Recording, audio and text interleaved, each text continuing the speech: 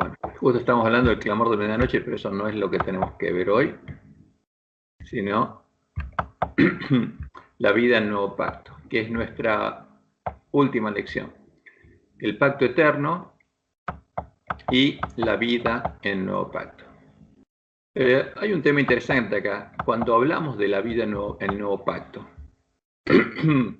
Y como dice nuestro versículo, no tenemos en cuenta realmente lo que Jesús dice, sino el ángel droiciano estaría en la condición que está. No sería desventurado, miserable, pobre, ciego y desnudo. Y en el versículo de memoria Jesús dice, yo he venido para que tengan vida y para que la tengan en abundancia. Ahora, ¿cuál es esta vida? Como Jesús mismo lo indicó, está reflejado en el versículo de memoria, Él vino para que los que estaban muertos en vida, porque le está hablando a personas que están muertas, pero que tienen vida, porque está hablando de otra vida. Aunque hubieran abrazado el antiguo pacto, estaban muertos, al querer aceptar el nuevo pacto, vivirían. Entonces Jesús vino para que vivieran, vino para que realmente tuvieran vida. Eso es lo que está diciendo. Yo he venido para que tengan vida. ¿A quién se los dice? A los que están vivos y escuchándolos, pero está hablando de otra vida. Y para que la tengan en abundancia. ¿Cuál es esta vida? Esta vida no se refiere a la promesa de la resurrección de los muertos en el tiempo de la segunda venida, ni a la vida eterna posterior. Promesas que también recibirían todos los hombres que fueran justificados y llegaran a ser vencedores por la fe en el tiempo del antiguo pacto. Porque no es algo que trae el nuevo pacto, esto es otra cosa, está hablando Jesús de otra cosa. Sino como Dios le mostró a Ezequiel al anunciar el nuevo pacto, se refiere a la vida nueva que llegarían a tener los huesos secos, ¿no? Que son símbolos del pueblo de Israel, a los que Jesús les hablaba. Cuando volvieran a su tierra, los lugares asolados por Babilonia fueran reedificados, viniera el Mesías y fuera establecido el nuevo pacto, el reino de Dios. Entonces, de esta vida hablaba Jesús. Y en Ezequiel 37, del 1 al 14, leemos: la mano de Jehová vino sobre mí, me llevó en el espíritu de Jehová, y me puso en medio de un valle que estaba lleno de huesos, y me hizo pasar cerca de ellos por todo en derredor. Y aquí que eran muchísimos sobre la faz del campo, y por cierto, secos en gran manera. O sea, ni siquiera eran esqueletos, eran huesos sueltos, y secos, resecos. Y me dijo, hijo de hombre, ¿vivirán estos huesos? Y dije, Señor Jehová, tú lo sabes. Me dijo entonces, profetiza sobre estos huesos. Y diles, huesos secos, oíd palabra de Jehová. Así ha dicho Jehová el Señor a estos huesos. Y aquí yo hago entrar espíritu en vosotros y viviréis. Y Jeremías profetizó, ¿y qué pasó? Se empezaron a juntar los huesos, empezó a salir carne sobre ellos, tendones, pero todavía no tenían vida. Entonces, ¿y qué le dice después Jehová a Ezequiel? Me dijo luego, hijo de hombre, todos estos huesos son la casa de Israel. Y a esos huesos le estaba hablando Jesús. Y había venido para que tengan vida. Por tanto, profetiza y diles, así ha dicho Jehová el Señor, he aquí, yo abro vuestros sepulcros, pueblo mío, y os haré subir de vuestras sepulturas, y os traeré a la tierra de Israel. ¿A quién le está hablando Ezequiel? Dios le está hablando por medio de Ezequiel al pueblo judío que estaba cautivo en Babilonia. Y pondré mi espíritu en vosotros y viviréis. Entonces, ¿cuándo vivirían?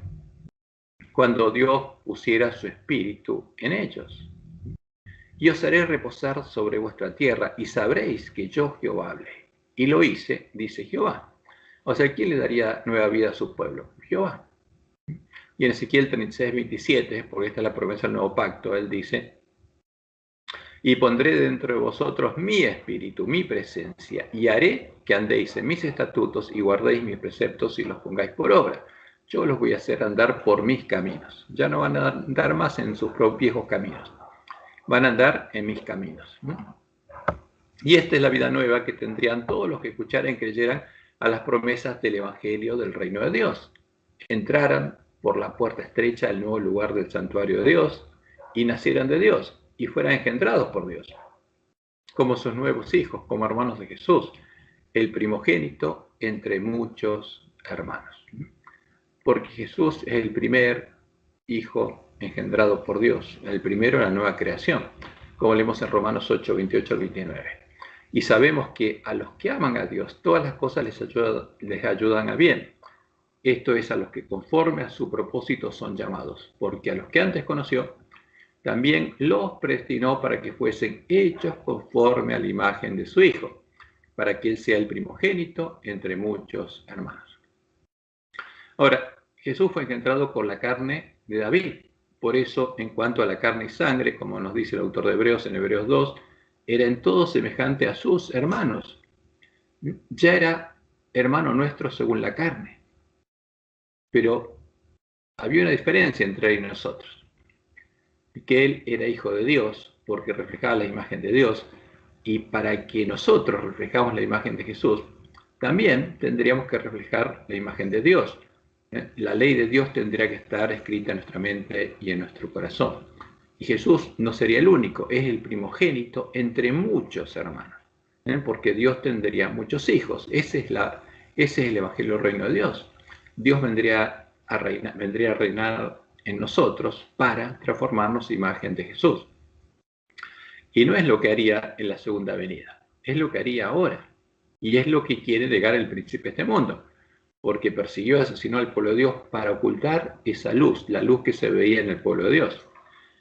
Como le indica Pablo, esta es también la promesa del pacto de Dios con Abraham y con Cristo, el pacto con el santo, el verdadero Jesús, nuestro hermano en la carne, la promesa de que en él, en la simiente de Abraham, que sería el hijo de David según la carne, el hijo de Dios y el hijo del hombre, serían benditas todas las naciones de la tierra. Todos los hombres, los judíos e incluso nosotros, los gentiles, también podríamos llegar a ser hermanos de Jesús. No solo en la carne, como hijos de Adán, como hijos del hombre, sino como hijos de Dios. Como Jesús, el primer hijo de Dios e hijo del hombre, llegaríamos a ser hijos de Dios e hijos del hombre. Esa es la promesa, Génesis 22, 18. En tu simiente serán benditas todas las naciones de la tierra. Y esa es la promesa hecha a Abraham. Y Pablo en Gálatas 3:16 lo explica. Ahora bien, a Abraham fueron hechas las promesas y a su simiente. No dice y a las simientes, como si hablase de muchos, sino como de uno, y a tu simiente, la cual es Cristo. Y a David también se le hizo una promesa similar. Y cuando tus días sean cumplidos y duermas con tus padres, yo levantaré después de ti a uno de tu linaje, a un hijo tuyo, el cual procederá de tus entrañas, y afirmaré su reino. Él edificará casa a mi nombre. Entonces, el templo del nuevo pacto, ¿quién lo edificaría? El Mesías, el hijo de David. Y yo afirmaré para siempre el trono de su reino. Yo le seré al Padre, y él me será a mi hijo. Entonces, cuando después que muera yo engendre al Mesías, yo le seré el Padre, y él me será a mi hijo. Y en Salmos 2, de 6 a 9 leemos, pero yo he puesto mi rey sobre Sión, mi santo monte. Yo publicaré el decreto. Jehová me ha dicho, mi hijo eres tú, yo te engendré hoy. ¿De quién está hablando? Del primogénito, el primero engendrado por Dios, el primer hombre engendrado por Dios. Pídeme y te daré por herencia a las naciones, y como posesión tuya los confines de la tierra. Los quebrantarás con vara de hierro, como vasija del alfarero los desmenuzarás. Y como leemos en Salmo 89, del 20 al 27, hallé a David mi siervo, lo ungí con mi santa unción. Por eso a Jesús se lo llamaba como. Es un símbolo de David, es un símbolo de Jesús en la profecía. Mi mano estará siempre con él, mi brazo también lo fortalecerá. Mi verdad y mi misericordia estarán con él, y en mi nombre será exaltado su poder. Él me clamará. Mi Padre eres tú. ¿Quién? El Mesías le diría a Jehová, mi Padre eres tú, mi Dios y la roca de mi salvación. Porque como hombre tendría que confiar en Dios. Como el primogénito entre muchos hermanos, tendría que tener fe. Y ese es el misterio de la piedad. Porque Jesús, ¿quién es? Es Dios mismo hecho hombre. Es el renuevo de Jehová. Yo también le pondré por primogénito, y Dios es claro. sería el primogénito, porque no sería el primero de sus hijos que él engendraría, sería el primogénito, el primero engendrado por Dios, el más excelso de los reyes de la tierra. Por esa causa, como él sería el primogénito y no el único, Jesús vería el linaje, vería a sus hermanos, a los que llegarían a ser como él, a ser hijos de Dios, vería el fruto de la aflicción de su alma y quedaría satisfecho, como dice Isaías 53. Porque él es el Cordero de Dios, y Jehová cargó en él el pecado de todos nosotros, y fue cortado de la tierra de los vivientes. Y la promesa es esta: cuando haya puesto su vida en expiación por el pecado, ¿por qué la tendría que poner? Verá linaje, verá a otros como él. Ahora, él es del linaje de David según la carne. No vería a otros del linaje de David según la carne, sino que vería a otros hijos de Dios. Vivirá por largos días, y la voluntad de Jehová será en su mano prosperada. Verá el fruto de la aflicción de su alma y quedará satisfecho. ¿Cuándo lo va a ver? ¿La segunda venida? No. Lo empezó a ver en Pentecostés. Por su conocimiento justificará a mi siervo justo a muchos y llevará las iniquidades de ellos. Por tanto, yo le daré parte con los grandes y con los fuertes repartirá despojos, por cuanto derramó su vida hasta la muerte. ¿Sí? ¿Cómo haces para demostrar bíblicamente que la transformación tiene que ser antes de la segunda venida? Por el testimonio de los discípulos y por la profecía. Claro.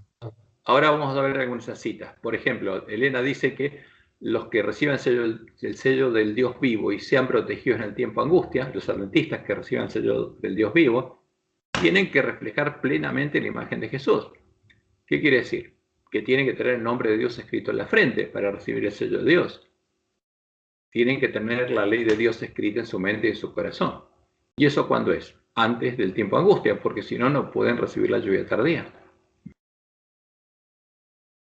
Pero vamos a llegar ahí, porque eso es lo que Satanás quiere impedir. Quiere que haya un pueblo que ilumine la tierra con la gloria de Dios durante el fuerte pregón.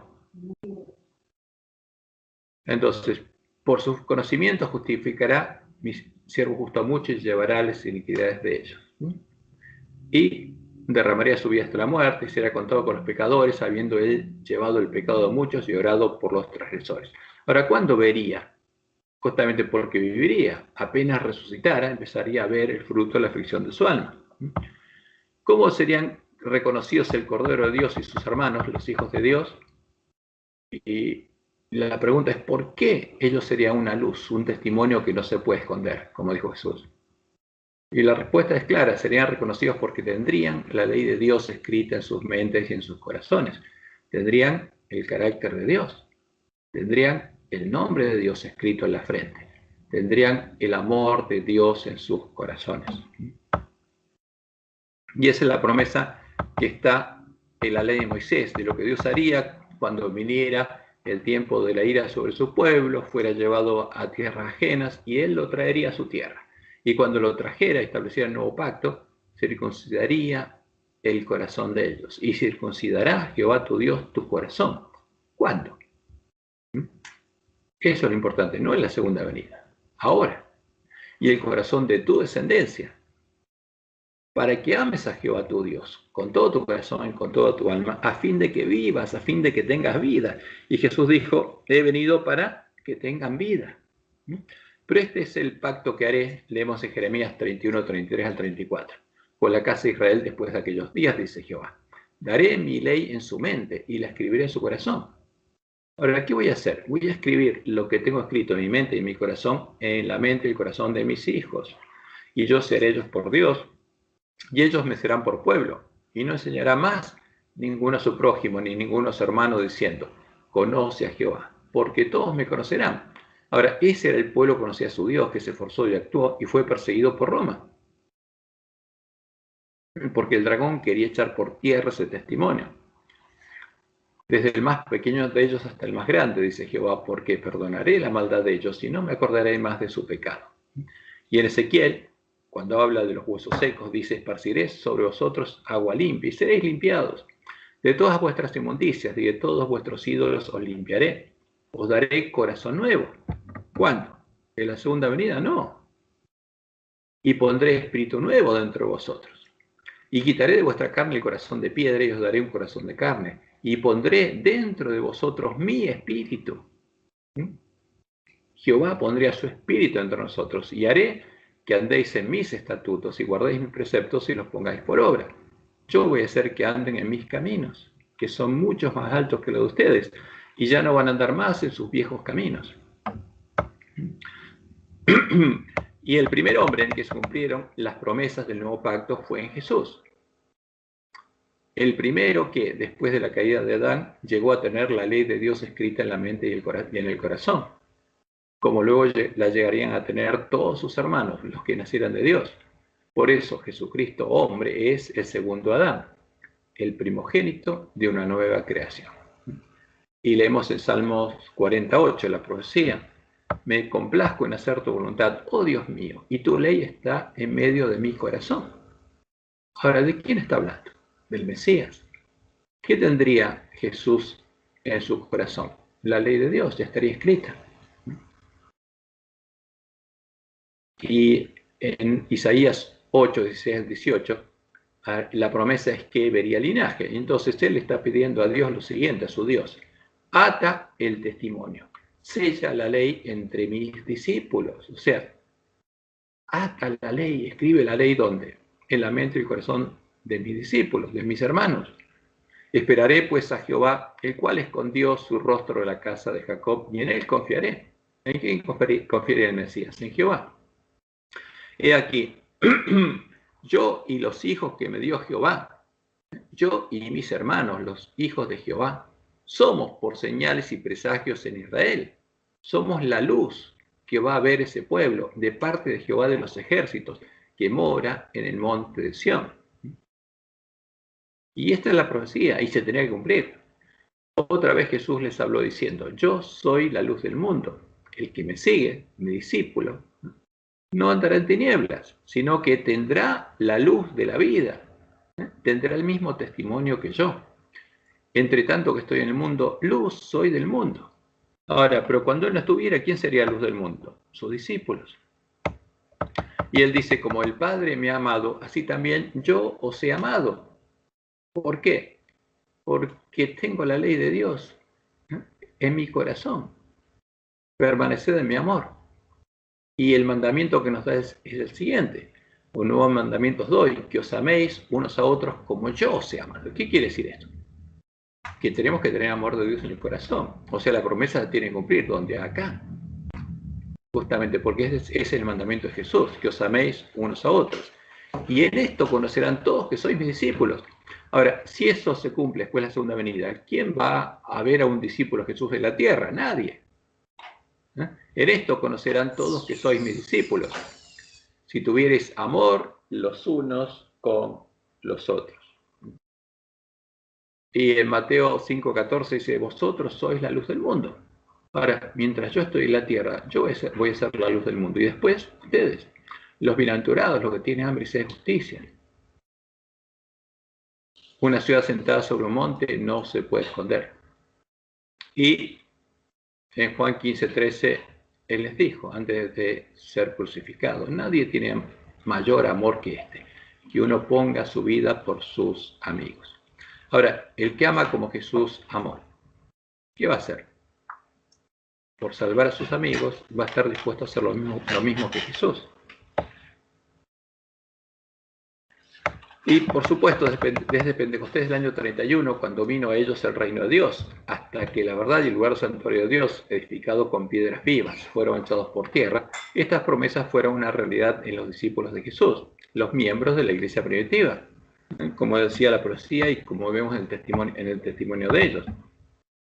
En Apocalipsis 12, el 10 al 14 leemos, entonces oí una gran voz en el cielo que decía, ahora ha venido la salvación, el poder y el reino de nuestro Dios y la autoridad de su Cristo. ¿Cuándo vino el reino de Dios? ¿Y cuándo Jesús recibió autoridad? Después de vencer. Porque ha sido lanzado fuera el acusador de nuestros hermanos, el que los acusaba delante de nuestro Dios día y noche. ¿Y ellos? ¿Quién? los hermanos de Jesús le han vencido. ¿A quién? A Satanás, por medio de la sangre del Cordero y de la palabra del testimonio de ellos, y, como Jesús, menospreciaron sus vidas hasta la muerte.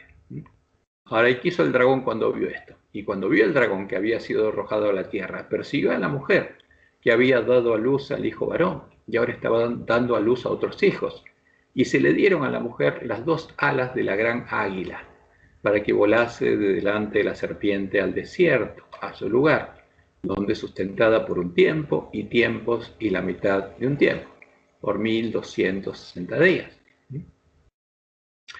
¿Y cuál es el testimonio de los discípulos? Por ejemplo, en Romanos 5, 1 y 2, ellos dicen, ¿cuál es la esperanza? ¿Cuál es el verdadero evangelio? ¿Cuál es la verdadera esperanza de la iglesia primitiva? ¿Cuál es la promesa de Dios?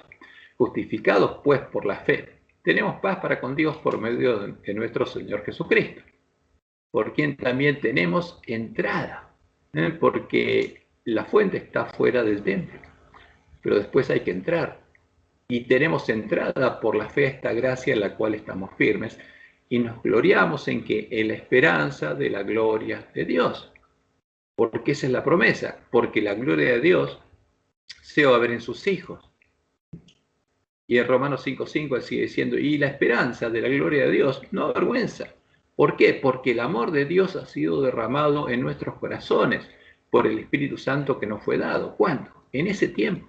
Por eso Pablo dice, el amor de Cristo nos constriñe y no podemos dejar de hacer lo que estamos haciendo. Y lo hacemos por amor.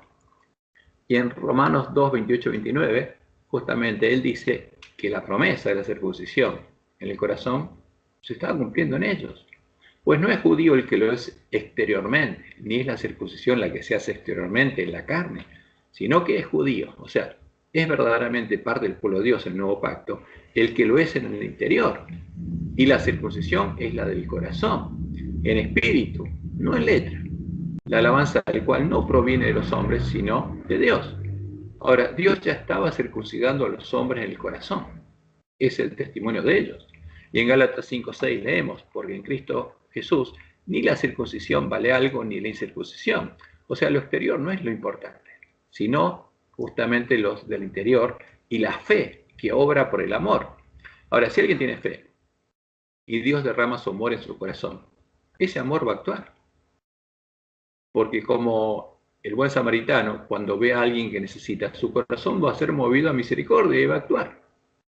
Y en Gálatas 6:15 leemos, porque en Cristo Jesús ni la circuncisión vale nada, ni la incircuncisión, sino una nueva creación. ¿Qué pasaba con los cristianos?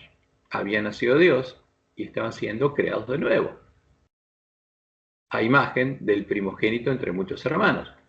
Y en Efesios 2:10 leemos, porque somos hechura suya, creados en Cristo Jesús para buenas obras, las cuales Dios preparó de antemano para que anduviésemos en ellas. Porque ellos andaban en otro camino. Por eso a la iglesia primitiva la llamaban el camino. Porque ellos andaban en el camino que Jesús había andado, siguiendo las pisadas de Jesús. Y en 2 Corintios 5, 17 al 21 leemos, de modo que si alguno está en Cristo, si alguno es de Cristo, nueva criatura es. Tiene que haber nacido nuevo. Y eso no es lo que pasa con el ángel de la Odisea, pero sí pasaba en la iglesia primitiva. Nueva criatura es. Las cosas viejas pasaron, y aquí, ¿cuántas? Todas son hechas nuevas. ¿Cuándo? En ese tiempo, ese es el testimonio de ellos, no en la segunda venida.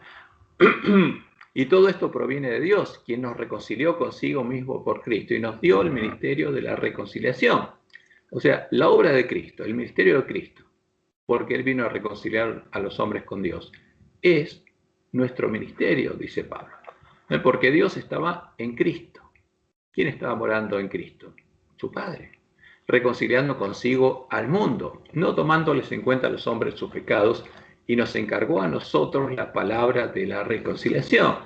Ahora, Dios estaba en Cristo, y ahora ¿dónde estaba morando? En su pueblo, en su iglesia.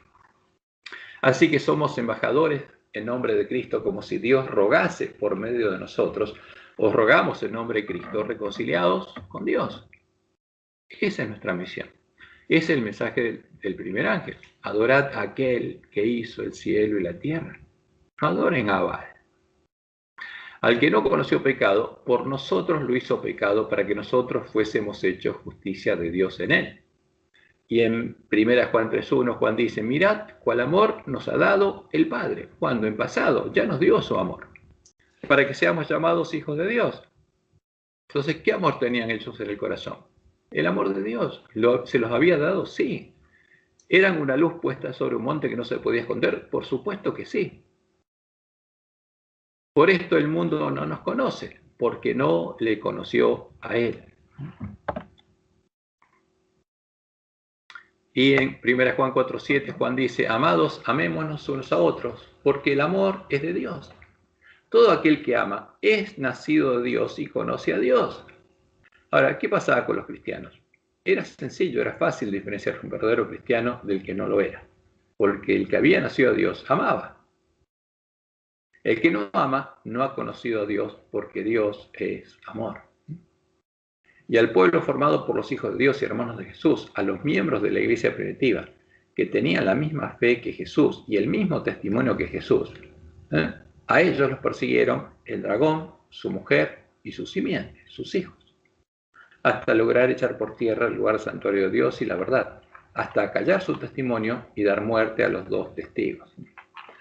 Y en 1 Juan es claro, porque en ese tiempo estaban siendo perseguidos por sus hermanos judíos y por gentiles. En esto se manifiestan los hijos de Dios y los hijos del diablo. Todo aquel que no hace justicia y que no ama a su hermano no es de Dios, no es hijo de Dios. Porque este es el mensaje que habéis oído desde el principio, que nos amemos unos a otros. No como Caín, que era del maligno. ¿Era hijo de quién? De Satanás. Y mató a su hermano. Y en eso se vio justamente que era un árbol malo. ¿Y por qué causa le mató? Porque sus obras eran malas y las de su hermano justas. Hermanos míos, no os extrañéis si el mundo os aborrece. ¿Y el mundo quiénes son? Los hijos del maligno. Nosotros sabemos, y este es el testimonio de Juan, nosotros sabemos, los miembros de la iglesia primitiva sabían que habían pasado de muerte a vida. ¿Por qué? Porque ahora amaban a los hermanos, y era algo que ellos no pasaban ellos, era algo nuevo, y ellos sabían que ahora amaban a los hermanos. El que no ama a su hermano permanece en muerte, o sea, no nació de Dios, no tiene vida, no tiene la vida que Jesús vino a traer. Todo aquel que aborrece a su hermano es homicida, y sabéis que ningún homicida tiene vida eterna permanente en él. En esto hemos conocido el amor, en que Él puso su vida por nosotros. También, como dijo Jesús, nosotros debemos poner nuestras vidas por los hermanos. ¿Y la ponían la vida a los miembros de la iglesia primitiva? Claro que sí. Los mártires de Jesús siguieron predicando y buscando la salvación de sus hermanos, a pesar de ser martirizados. ¿Y quién persiguió a esa iglesia en el desierto? El dragón y su mujer, como leemos en Apocalipsis 17, 4-6. Y me llevó en el espíritu al desierto y vi a una mujer sentada sobre una bestia escarlata. La bestia escarlata, que tiene 7 cuernos, es el dragón. Entonces el dragón escarlata llevó al desierto a su mujer para perseguir al pueblo de Dios. Y la mujer estaba vestida de púrpura y escarlata y adornada de oro, de piedras preciosas y de perlas. Y tenía en la mano un cáliz de oro lleno de abominaciones y de la inmundicia de su fornicación, ¿no? De la abominación desoladora de la que habló el profeta Daniel. Y en su frente un nombre escrito, un misterio. Babilonia la grande, la madre de las rameras y de las abominaciones de la tierra. Vi a la mujer ebria de la sangre de los santos. ¿Qué hizo en el desierto? Se embriagó de la sangre de los santos y de la sangre de los mártires de Jesús. Y cuando la vi, quedé asombrado con gran asombro. Y en Daniel 8, el 10 al 12, cuando habla justamente de lo que haría el cuerno pequeño, y se engrandeció hasta el ejército del cielo, hasta los hermanos de Jesús, y parte del ejército de las estrellas echó por tierra y las pisoteó. Aún se engrandeció contra el príncipe de los ejércitos, contra el primogénito entre muchos hermanos, y por él fue quitado el continuo. Y el lugar santuario fue echado por tierra. ¿Y cuál es el lugar santuario? Los hermanos de Jesús, las piedras vivas, donde moraba su padre, donde moraban él y su padre.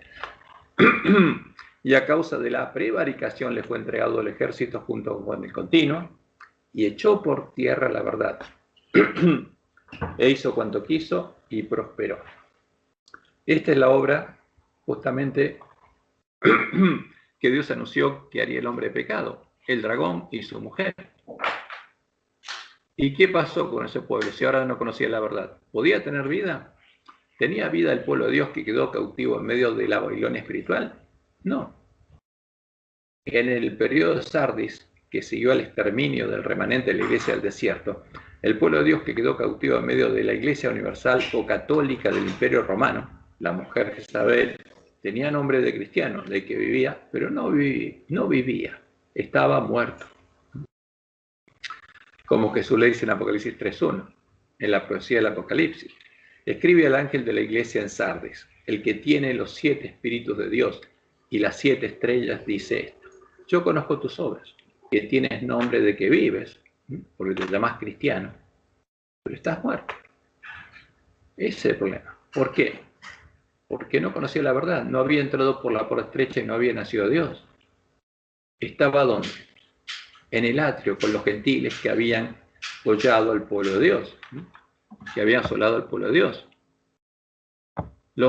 Nuestros hermanos que estaban en Sardis no habían nacido Dios ni habían entrado al lugar de su santuario, estaban en el atrio, fuera del templo de Dios, con los gentiles, adorando al sol, a las imágenes cristianas de Baal, a las que adora Jezabel. Las imágenes definidas en la doctrina de Jezabel, en el vino el furor de la fornicación de Jezabel, no podían darles vida, solo podían llevarlos a, como dice Jesús, conocer las profundidades de Satanás. Y no a tener el nombre de Dios en la frente, sino la marca de la bestia, el nombre de Satanás, el nombre de la bestia escarlata. Entonces la pregunta es, ¿cuándo el pueblo de Dios volvería a tener vida? Y la respuesta es clara, la Biblia está clara. No lo sería en el periodo de Sardis, ni sería en el periodo de Filadelfia, el tiempo en el que la iglesia de Reforma estaría buscando la puerta abierta, cuando salieron de Babilonia con los cadáveres de los 2 testigos en la mano. Pero ellos estarían buscando la puerta abierta para entrar por ella a el lugar santuario de Dios. Pero, como Dios le mostró al pueblo antista, le mostró a Elena, en 1888 el remanente de la iglesia de Reforma estuvo por entrar, pero no quisieron entrar y fueron dejados al desierto.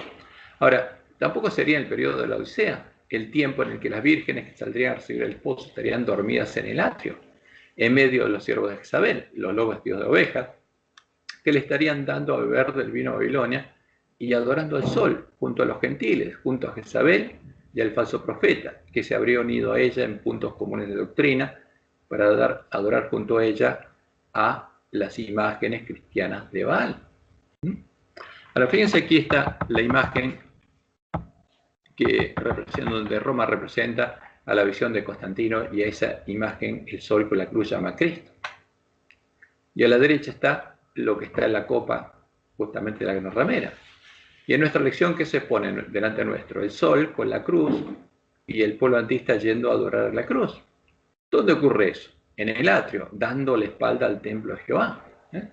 Como dice la profecía de Ezequiel 8:16. Y me llevó al atrio de adentro de la casa de Jehová, y aquí junto a la entrada del templo de Jehová, y entre la entrada y el altar, como 25 varones, sus espaldas vueltas al templo de Jehová y sus rostros hacia el oriente, y adoraban al sol, postrándose hacia el oriente. ¿A quién adoraban? Al Dios de Roma, al Dios de Babilonia, al Dios de la bestia y el falso profeta. ¿Y cuál es el Dios al que adora el pueblo antista? El mismo, definido en los puntos comunes de doctrina de la bestia y el falso profeta, que están en el atrio adorando ¿a quién? Al sol. Ahora, este es el acuerdo ecuménico anunciado el 14 de febrero del 2010, donde la bestia y el falso profeta se unieron en puntos comunes de doctrina y cosecharon los frutos. En esta reunión, el Día de los Enamorados, San Valentín, cosecharon los frutos del movimiento ecuménico, el diálogo ecuménico, de 40 años de diálogo. Y el responsable Vaticano, el cardenal Casper, dijo lo siguiente, que los participantes habían afirmado su fundamento común en Jesucristo y en la Santísima Trinidad, tal como se expresa en nuestro credo común y en la doctrina de los primeros concilios ecuménicos. O sea, ¿qué hizo el falso profeta? Estableció su casa en el mismo lugar de Roma, en el atrio, sobre la arena. Y reconoció que la Iglesia Católica es la Iglesia de Cristo y que la Iglesia Católica es la verdadera Iglesia. Y se sometió a su autoridad para definir doctrina y adoptó como propia a las doctrinas en las que Roma define a la abominación desoladora de la que habló el profeta Daniel. Y la bestia del falso profeta, ¿dónde están? Los gentiles están en el atrio. Ahora, si estamos con ellos adorando lo mismo, ¿dónde estamos? En el atrio. ¿Podemos entrar por este Jesús al lugar santuario de Dios? No, esta es la puerta ancha por la que se entra a la sinagoga de Satanás. Y ese es el tema muy delicado. Y es de vida y muerte para el pueblo antista y para el pueblo que está en medio de la Gran Babilonia, para todos los que estamos en el atrio.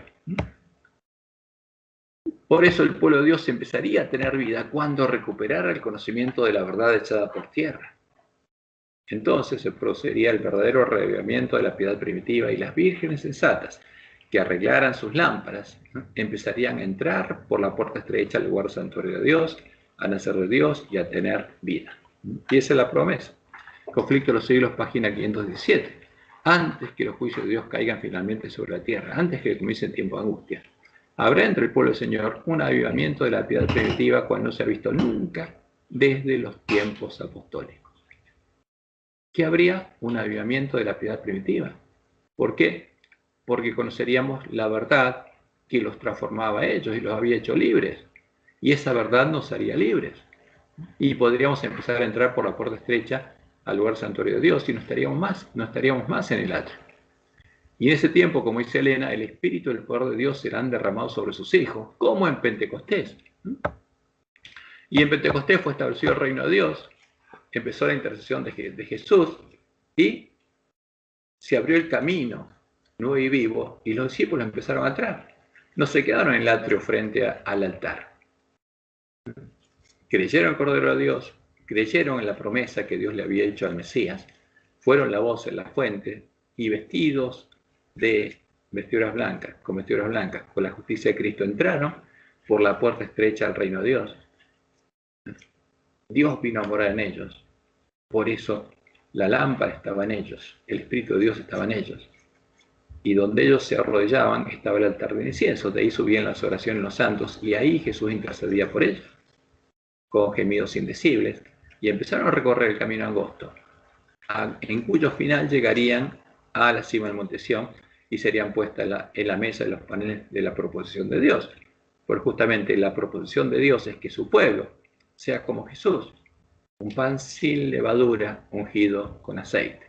Y eso pasaría con las 12 tribus de Israel.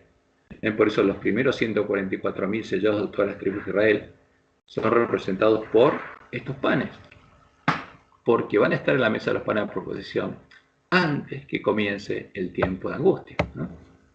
Y Jesús dice, al que venciere, yo le haré columna en el templo de mi Dios. No estar más en el atrio fuera del templo, sino adentro.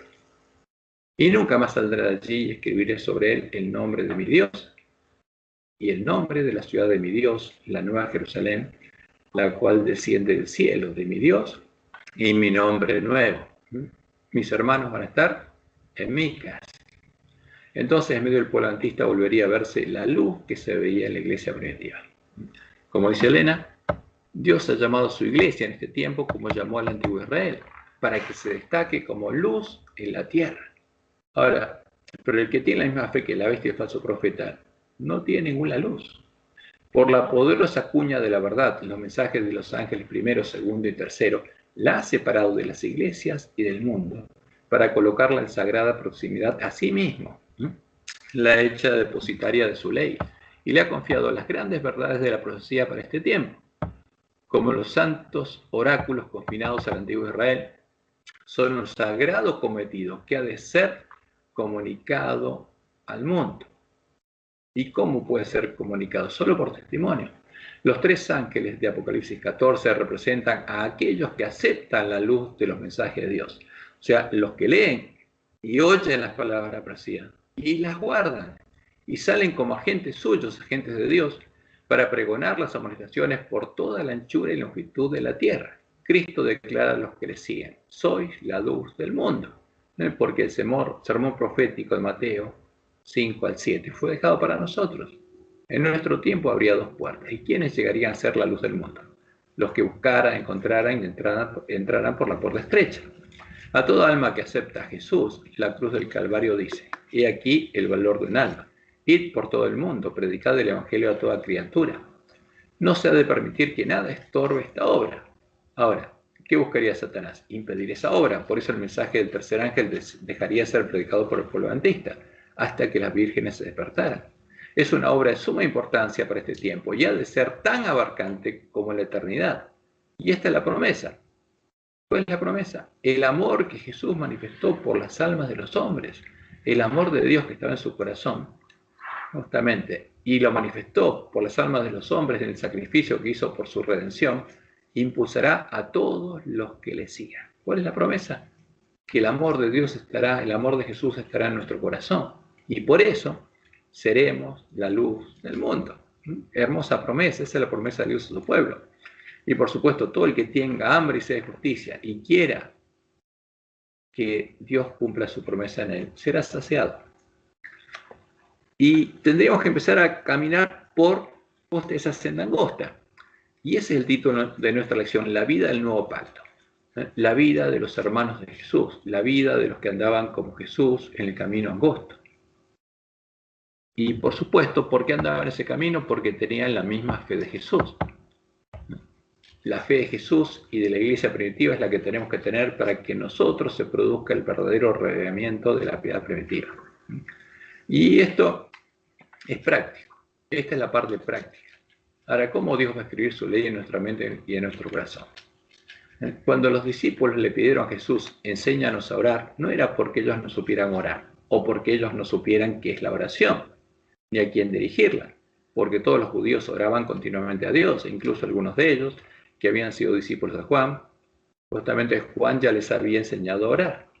Lo que ellos querían saber era cuál era el secreto de las oraciones de Jesús, el por qué las oraciones de Jesús tenían poder. Querían saber qué era lo que Jesús le pedía a su Padre, para poder hacerlo ellos también. En Lucas 11:1 leemos: aconteció que estaba Jesús orando en un lugar y cuando terminó, uno de los discípulos le dijo: Señor, enséñanos a orar, como también Juan enseñó a sus discípulos. Y Jesús les enseñó, sí. La oración modelo de Jesús es la respuesta a esta pregunta, y en ella Jesús les enseñó a orar pidiendo el cumplimiento de las promesas del Padre, las promesas asociadas en el Evangelio del Reino de Dios. Jesús les enseñó a pedir el reino de Dios, para que el reino de Dios viniera a ellos, para que el Padre viniera a morar y a reinar en ellos, como reinaba en Jesús, e hiciera en ellos la misma obra que estaba haciendo Jesús. Y de ese modo, ellos pudieran tener el mismo testimonio, el mismo poder que tenía Jesús. Y leemos en Juan 14, del 10 al 12. Y Jesús le dice a Felipe: ¿no crees que yo soy el Padre y el Padre a mí? Las palabras que yo hablo, no las hablo por mi propia cuenta, sino que el Padre que mora en mí, Él hace las obras. ¿Quién hace las obras? El Padre, Jehová hace las obras. Créanme que yo soy el Padre y el Padre en mí. De otra manera, créanme por las mismas obras. O sea, cuando ellos veían los milagros, ¿quién los hacía? ¿Qué tenían que creer? Que Dios estaba morando en Él y con Él. De cierto os digo que el que en mí cree, las obras que yo hago, Él también las hará, y aún mayores hará, porque yo voy al Padre. Ahora, si como Jesús ellos llegaban a oír y a creer en la promesa del Padre, llegarían a tener la fe de Jesús.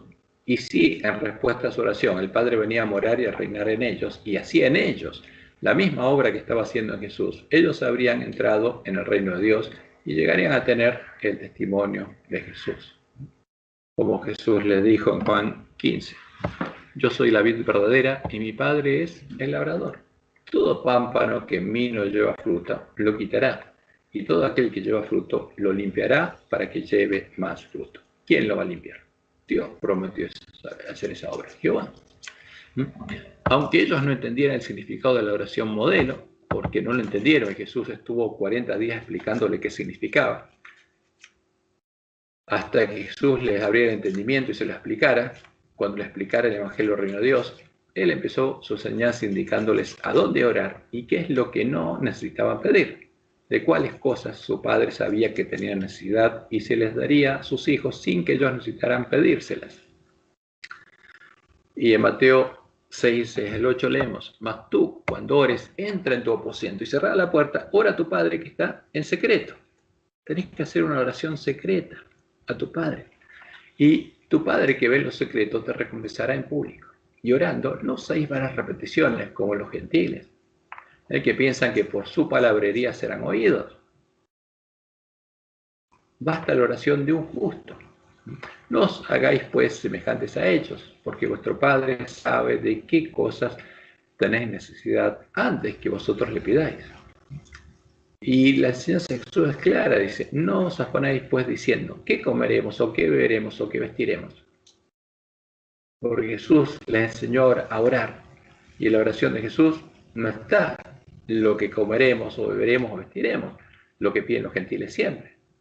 Porque los gentiles buscan todas estas cosas, pero vuestro Padre Celestial sabe que tenéis necesidad de todas estas cosas. Mas buscad primeramente el reino de Dios y su justicia. ¿Por qué tenemos que orar? Por el reino de Dios y su justicia, para que Dios venga a morar en nosotros y escriba su ley en nuestra mente y en nuestro corazón, para que seamos justos como Él. Y todas estas cosas os serán añadidas. O sea, lo que necesitamos para todos los días, Dios nos va a dar, sin que se lo pidamos, dice Jesús. Ellos no necesitarían pedir por la comida, la bebida o el vestido, debían buscar y pedir el reino de Dios y la justicia del reino de Dios. Si ellos pedían y recibían el reino de Dios, si Dios reinaba en ellos, todas las demás cosas les serían añadidas. Esta es una de las promesas del Evangelio del reino de Dios. Luego Jesús les enseñó cómo buscar el reino de Dios y su justicia. Les enseñó qué cosas específicas pedir, cuáles eran las promesas del Evangelio del reino de Dios, para que, como Él, ellos pudieran pedirlas y recibirlas. Esas promesas están contenidas en la ley de Moisés, los salmos y los profetas. Y Jesús las sintetizó en 7 pedidos específicos. Y acá están los pedidos. Vosotros pues oraréis así. ¿Qué tienen que pedir? Padre nuestro que estás en los cielos. ¿A quién hay que orarle? A Jehová, nuestro Padre. Santificado sea tu nombre, es el primer pedido. Venga tu reino, segundo pedido. Hágase tu voluntad, como en el cielo, así también la tierra, tercer pedido. El pan nuestro de cada día, dánoslo hoy. Pero como Jesús dijo, ese no es el pan que piden los gentiles, es otro pan. Y perdónanos nuestras deudas. Sí, pero alguien tiene abierto el micrófono. ¿Quieren preguntar algo? Como nosotros también perdonamos a nuestros deudadores. Y no nos dejes caer en la tentación. Sexto pedido. Y el séptimo, mas líbranos del mal. Porque tuyo es el reino y el poder y la gloria por todos los siglos. Amén. Y como dice Juan, en 1 Juan 5, 14 y 15. Y esta es la confianza que tenemos en Él, que si pedimos alguna cosa conforme a su voluntad. ¿Qué estaba enseñándoles Jesús a pedir a los discípulos? Y Juan lo había aprendido. Que tenían que pedir por las promesas de Dios. Si pedimos alguna cosa conforme a su voluntad, Él nos oye. Y si sabemos que Él nos oye, en cualquier cosa que pidamos, sabemos que tenemos las peticiones que le llamamos hechos. Esa es la fe de la iglesia primitiva. Entonces, ¿qué significa el primer pedido? Que sea santificado el nombre de Dios en nosotros. Porque esa es la promesa de Dios y el fruto del Evangelio del Reino de Dios. Que nosotros sea reflejado y sea glorificado su nombre, su carácter. Y este será el resultado final de la predicación y la creencia en el Evangelio del Reino de Dios. Porque el nombre de Dios será santificado a sus hijos ante los ojos de todas las naciones. Primero los 144.000 y después, como dice Apocalipsis 19:6, en la gran multitud en la que Dios estará reinando. Y estará vestida de lino fino, blanco y resplandeciente. Y la promesa está en Ezequiel 36:23. Y santificaré mi grande nombre. Por eso le pedimos que su nombre sea santificado. Santificado sea tu nombre. Profanado entre las naciones, el cual profanaste vosotros en medio de ellas, el pueblo de Dios. Y sabrán las naciones que yo soy Jehová, dice Jehová el Señor, cuando sea santificado en vosotros delante de sus ojos. Como dice Isaías 60:1-2, levántate, resplandece, porque ha venido tu luz y la gloria de Jehová ha nacido sobre ti. Porque aquí tinieblas cubrirán la tierra y oscuridad las naciones, mas sobre ti amanecerá Jehová, y sobre ti será vista su gloria. Y esa promesa se cumplirá cuando las primicias de la última generación, los primeros 144.000 sellados, tengan el nombre de Dios y el Cordero escrito en su frente. Ahí el nombre de Dios podrá ser glorificado y santificado. Entonces llegará el tiempo de angustia, será predicado el Evangelio del Reino en todas las naciones, y todos los hombres lo verán. Cuando sea santificado en vosotros, delante de sus ojos, sabrán las naciones que yo soy Jehová. Y en Primeros Escritos, página 71, como lo estamos comentando, dice Elena, los que reciban el sello del Dios vivo y sean protegidos en el tiempo de angustia, deben reflejar plenamente la imagen de Jesús. Tienen que tener el nombre de Dios, el nombre del Cordero escrito en la frente, el carácter de Dios. Y esa es la promesa de Jesús. Al que venciere en tiempo su prueba, yo lo haré columna del templo de mi Dios y nunca más saldrá de allí. Y está hablando con nuestro hermano, porque está hablando del templo de mi Dios, el templo que yo tengo que edificar, dice Jesús. Y nunca más saldrá de allí, y escribiré sobre él el nombre de mi Dios y el nombre de la ciudad de mi Dios, la Nueva Jerusalén, la iglesia triunfante, la cual desciende del cielo de mi Dios y mi nombre nuevo. Ese es el primer pedido, que el nombre de Dios pueda ser glorificado a nosotros, que pueda estar escrito en nuestra frente. Y el segundo pedido justamente está asociado con lo anterior. Para que lo anterior se cumpla, tiene que venir a nosotros el reino de Dios. Para que en nosotros se vea el fruto del Evangelio del reino de Dios, el reino de Dios tiene que venir a nosotros. Dios tiene que venir a morar y a reinar en nosotros. ¿Cuándo? Cada día. Y nosotros tenemos que pedírselo. Cuando viene a nosotros, nacemos de Él, nos engendra como sus hijos y luego, cada día nos talla, nos poda, para que llevemos más fruto y crezcamos hasta alcanzar la estatura de Cristo, hasta que reflejemos plenamente la imagen de Jesús. Como leemos en Oseas 6:3. Y conoceremos y proseguiremos en conocer a quién, a Jehová. ¿Quién pondría su espíritu en nosotros y viviríamos? Jehová. Como el alba está dispuesta a su salida y vendrá a nosotros como la lluvia tardía y temprana a la tierra. Este es el Espíritu Santo de la promesa, la presencia de Jehová. Y en Juan 15:1 y 2 leemos, yo soy la vid verdadera y mi padre es el labrador. ¿Por qué dice soy la vid verdadera? Porque abrió una falsa. Y mi padre es el labrador. Todo pámpano que en mí no lleva fruto lo quitará, y todo aquel que lleva fruto lo limpiará, para que lleve más fruto. Ahora, ¿a quién va a limpiar? Al que ora pidiéndole a Dios que lo limpie, al que ora pidiendo que venga el reino de Dios, al que ora para que el nombre de Dios sea glorificado, sabiendo qué es lo que pide. Y el tercer pedido es que se haga la voluntad de Dios. El que nace de Dios y tiene la fe de Jesús sabe que lo mejor para nosotros es que se haga la voluntad de nuestro Padre en nosotros. Lo mejor para nosotros es seguir sus caminos y andar en sus sendas, para que Él pueda andar con nosotros y hacer en nosotros todas nuestras obras, como las hacía en Jesús. Y para poder seguir sus caminos debemos conocer sus caminos. Cada día nuestro Padre tiene que revelarnos cuál es su voluntad para con nosotros, en ese día, como lo hacía Jesús. Y en Juan 12:49 al 50 leemos lo siguiente. Porque yo no he hablado por mi propia cuenta. El Padre que me envió, Él me dio el mandamiento de lo que he de decir y de lo que he de hablar. Ahora, ¿a nosotros nos dio el mismo mandamiento? Claro que sí. ¿Dónde? En la profecía. En la profecía del Apocalipsis está lo que tenemos que decir y lo que hemos de hablar. Y no tenemos que agregar ni quitar una palabra. Y sé que su mandamiento es vida eterna. Así pues, lo que yo hablo, lo hablo como el Padre me lo ha dicho. Y en Isaías 26:12 está la promesa. Jehová, tú nos darás paz, porque también hiciste en nosotros todas nuestras obras. Y esa es la promesa de Dios. Él va a hacer en nosotros todas nuestras obras. Y el cuarto pedido es que Dios nos dé el pan que necesitamos este día, cada día. El alimento que necesitamos es el que nos dará el conocimiento que es vida eterna. Necesitamos alimentarnos de toda palabra que sale de la boca de Dios para llegar a conocerlo a Él, ya el santo, al verdadero Jesús. y a seguir sus caminos, puestos los ojos en Jesús, el autor y consumador de la fe, y debemos clamar a Él, ¿a quién? A Jehová, por ese pan. Mateo 4:4. Jesús respondió y dijo, escrito está, no solo de pan vivirá el hombre, sino de toda palabra que sale de la boca de Dios.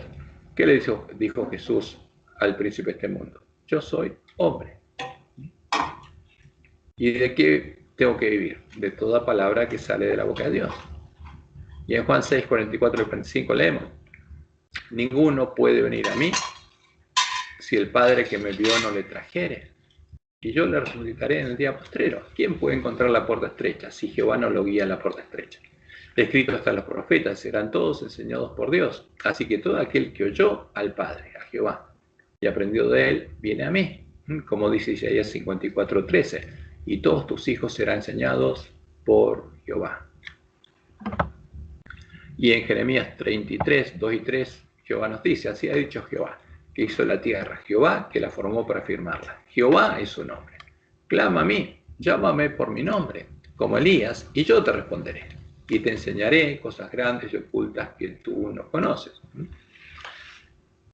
Y el quinto pedido, ¿cuál es? Es que Dios perdone nuestras deudas, porque el que nos justifica es Él.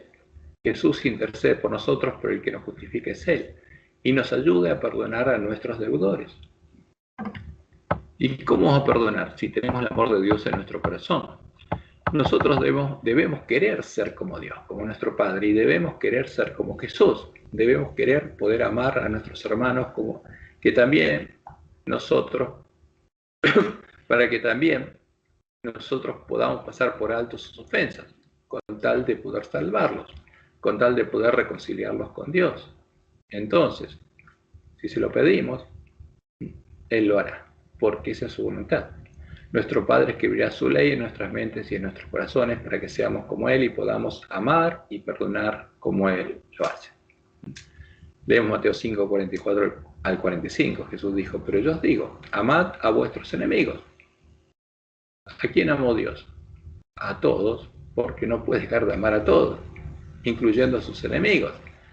Amad a vuestros enemigos, bendecid a los que os maldicen, haced bien a los que os aborrecen y orad por los que os ultrajan y os persiguen, para que seáis hijos de vuestro Padre que está en los cielos. ¿Qué hace Dios? Le hace el bien. ¿A quiénes? A sus enemigos, a los que lo maldicen, a los que lo aborrecen y a los que nos ultrajan y nos persiguen. ¿Por qué? Y Dios hace salir su sol sobre malos y buenos y hace llover sobre justos e injustos. Porque del Dios bueno no puede salir el mal, siempre sale el bien. Y el sexto pedido es que Dios nos proteja para que no caigamos en la tentación. Jesús era tentado, por supuesto, en todo, como nosotros. Nunca la tentación proviene de Dios. Nunca el incitarnos a hacer el mal proviene de Dios, como enseña Roma. Pero todo cristiano verdadero, todo el que trate de vivir piadamente, será tentado por Satanás y sufrirá persecución. El pedido nuestro debe ser que Él nos ayude en medio de la tentación, que seguro vendrá, y nos dé la sabiduría y la fuerza para poder vencer. ¿Por qué permite Dios que seamos tentados? Porque Satanás atacará nuestros puntos débiles, y al hacerlo, pondrá en evidencia los puntos sobre los cuales aún no hemos vencido, lo que tenemos en el corazón, dándonos oportunidad de acudir a Dios y vencer, hasta que, como ocurrió con Jesús, Satanás no encuentre nada en nosotros con lo cual tentarnos. Y seamos panes y levaduras, realmente panes y levaduras. Como dice Santiago, bienaventurado el varón que soporta la tentación, porque cuando haya resistido la prueba, recibirá la corona de la vida que Dios ha prometido a los que le aman. Cuando alguno es tentado, no diga que es tentado de parte de Dios, porque Dios no puede ser tentado por el mal, ni Él tienta a nadie. Sino que cada uno es tentado cuando de su propia concupiscencia es atraído y seducido del mal tesoro de su corazón. Entonces la concupiscencia, después de que ha concebido, da a luz el pecado. Y el pecado, siendo consumado, da a luz la muerte. Porque la paga del pecado es la muerte. Amados hermanos míos, no erréis. Toda buena dádiva y todo don perfecto desciende de lo alto, del Padre de las luces, en el cual no hay mudanza ni sombra de variación. Él, de su voluntad, nos hizo nacer por la palabra de verdad para que seamos primicias de sus criaturas, primicias de sus hijos, ¿no? Los hermanos de Jesús. Y en 1 Corintios 10:13 Pablo dice, no os ha sobrevenido ninguna tentación que no sea humana, pero fiel es Dios, que no os dejará ser tentados más de lo que podéis resistir. ¿Permite la tentación Dios? Sí, pero ¿qué nos da? Fortaleza para vencer, sino que dará también juntamente con la tentación la salida para que podáis soportar. Y finalmente, el último pedido es que Dios nos libre del mal, porque esa es la promesa de Él. Él va a quitar la inmundicia que tenemos en nuestra mente y en nuestro corazón. Una cosa es clara, nosotros no tenemos lucha contra carne y sangre y solos no podemos vencer ni a nuestra carne ni a las huestes espirituales de maldad. No podemos vencer a la ley del pecado escrita en nuestra mente y en nuestro corazón. Pero la promesa es que todo el que habite al abrigo del Altísimo, todo el que more en su reino y sea engendrado por Dios y fortalecido con su poder, podrá vencer al pecado en la carne. Será limpiado de todas sus inmundicias, de todo el mal tesoro de nuestro corazón, y recibirá un corazón nuevo en el que Dios escribirá su ley de amor, el buen tesoro, su propio corazón. ¿Para qué? Para que seamos árboles buenos. ¿Y por qué le pedimos esto? Y por eso así termina la oración de Jesús, porque tuyo es el reino, tuyo soy, y tuyo es el poder, y tuya es la gloria, por todos los siglos. Amén. Y este era el testimonio de la iglesia primitiva, cuando entendieron cuáles eran las promesas del Evangelio del Reino de Dios, y pidieron y recibieron las promesas. Y nosotros lo pedimos porque sus hijos somos parte de su reino, porque Él nos redimió, porque Él es nuestro Padre, nuestro Redentor y nuestro Salvador. ¿Quién se hizo hombre? Jehová se hizo hombre. Y suyo es el poder para vencer y suya es la gloria, porque en nosotros será reflejada la gloria de su nombre, la gloria de su carácter, por todos los siglos. Amén. Y este es el camino que debemos recorrer cada día para tener vida y llegar a la ciudad de Dios. Como leemos en Isaías 30, del 18 al 23, porque Dios sabía lo que pasaría con nosotros. Y por tanto dejó esto, para que nosotros oigamos a nuestras espaldas cuál es el camino. Lo veamos en Isaías. Por tanto, Jehová esperará para tener piedad de vosotros y por tanto será exaltado teniendo de vosotros misericordia. ¿De quién? En este caso del ángel de la Odisea. Porque Jehová es Dios justo, bienaventurados todos los que confían en Él. Ciertamente el pueblo morará en Sión, en Jerusalén.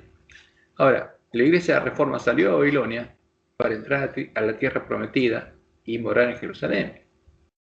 Pero no entró, y el pueblo adventista no quiso entrar. Pero la promesa es que se cumplirá esto. El pueblo morará en Sión, habrá 144.000 sellados que estarán con Jesús en la cima del monte Sión, en Jerusalén. Nunca más llorarás, el que tiene misericordia se apiadará de ti. Al oír la voz de tu clamor, te responderá. Al que clame a él, Dios le va a responder y lo va a guiar a la verdad. Bien que os dará el Señor pan de congoja y agua de angustia. Con todo, tus maestros nunca más te serán quitados, sino que tus ojos verán a tus maestros. Entonces, tus oídos oirán a tus espaldas palabra que diga, este es el camino, andad por él. ¿Dónde está definido el camino? En las profecías del Antiguo Testamento. Y no echéis a la mano derecha ni tampoco torzáis a la mano izquierda. Entonces, ¿qué va a pasar con ese pueblo que estaría en el atrio? Profanarás la cubierta de tus esculturas de plata y las vestiduras de tus imágenes fundidas de oro. Las apartarás como trapo asqueroso. Sal fuera, les dirás. Entonces, dará ¿quién? Jehová el Señor lluvia a tu sementera cuando siembres la tierra, y dará pan del fruto de la tierra. Ahí sería sembrada nuevamente en el campo de padre familia la semilla del reino, y germinaría, crecería y daría fruto. Esa es la promesa de Dios. Entonces Dios haría en nosotros la obra que hizo en Jesús y estaba haciendo en la iglesia primitiva, como leemos en Filipenses 1:6. Estando persuadido de esto, dice Pablo, que el que comenzó en vosotros la buena obra, la perfeccionará hasta el día de Jesucristo. ¿Había empezado la buena obra Dios en ellos? Por supuesto que sí. Filipenses 2:13, porque Dios es el que en vosotros produce así el querer como el hacer, por su buena voluntad. ¿Por qué? porque ellos eran parte del reino de Dios y Dios estaba morando en ellos. 2 Corintios 4:6, porque Dios, que mandó que de las tinieblas resplandeciese la luz, porque Jehová es el que resplandeció en nuestros corazones para iluminación del conocimiento de la gloria de Dios en la faz de Jesucristo, para ver cómo su gloria se reflejó en Jesús y para seguir el mismo camino y para que esa gloria se refleje en nosotros. Y en Apocalipsis 14:1 leemos, después miré, y aquí el Cordero estaba en pie sobre el monte Sión. Y esta es una profecía que todavía no se cumplió y se va a cumplir. Y con él 144.000 que tenían el nombre de él y el de su padre escrito en la frente. Y en Apocalipsis 14:12 leemos la declaración de Dios. Aquí está la paciencia de los santos, aquí está. Lo que se perdió, aquí está. Esa luz que se había apagado, aquí está encendida de nuevo. Aquí está la paciencia de los santos, los que guardan los mandamientos de Dios, porque los tiene escritos en la mente y el corazón, y tienen la fe de Jesús. Y como tienen la fe de Jesús, tienen el testimonio de Jesús. Y son una luz que no se puede esconder. Y como dijo Jesús, y será predicado este evangelio del reino. ¿Cuál es el verdadero evangelio? El que no predica el pueblo antista, porque no lo conoce. No lo conoce el ángel de la Odisea. Y no está en el folleto de nuestra lección. Y será predicado este evangelio del reino, el que predicaba y vivía Jesús en todo el mundo, para testimonio a todas las naciones, y entonces vendrá el fin. ¿Y se va a cumplir la profecía? Por supuesto que sí. Esta es parte de la luz que debería ver el pueblo bautista, la luz del clamor de medianoche, como Dios le mostró a Elena en el comienzo del sendero, porque no podemos recorrer ese camino sin verlo primero. Detrás de los que ya andaban había una brillante luz que, según me dijo un ángel, era el clamor de medianoche. Esta luz brillaba a todo lo largo del sendero y alumbraba los pies de los caminantes para que no tropezaran. Y ese es el camino que tenemos que recorrer. Y va a haber 144.000 que van a llegar al final del camino. Por eso, después de despertarnos, entender las profecías y arreglar nuestras lámparas, sabríamos dónde estaríamos. Conoceríamos las señales de los tiempos y conoceríamos el camino. Y ahí seríamos probados. ¿Quién recorrería el camino? Entonces dependería de cada uno de nosotros el comprar de Jesús oro refinado en fuego, vestiduras blancas para vestirnos y aceite para que nuestra fe no se acabara mientras recorremos el camino angosto que nos llevaría a la ciudad de Dios, a la Nueva Jerusalén. Y esa es justamente la vida del nuevo pacto, recorrer el camino angosto, siguiendo las pisadas de Jesús. Por eso la iglesia primitiva la llamaban el camino. Porque Dios moraba en ellos y Dios hacía sus obras. Y mientras ellos seguían las pisadas de Jesús, predicando el evangelio de la reconciliación, eran transformados a imagen de Jesús. Lo mismo que Dios va a hacer con nosotros, con todo el que tenga hambre y sed de justicia. Por eso que Jehová los bendiga y los guarde y los guía a toda verdad en este sábado que estamos disfrutando. Bueno, vamos a parar la grabación y si hay alguna pregunta.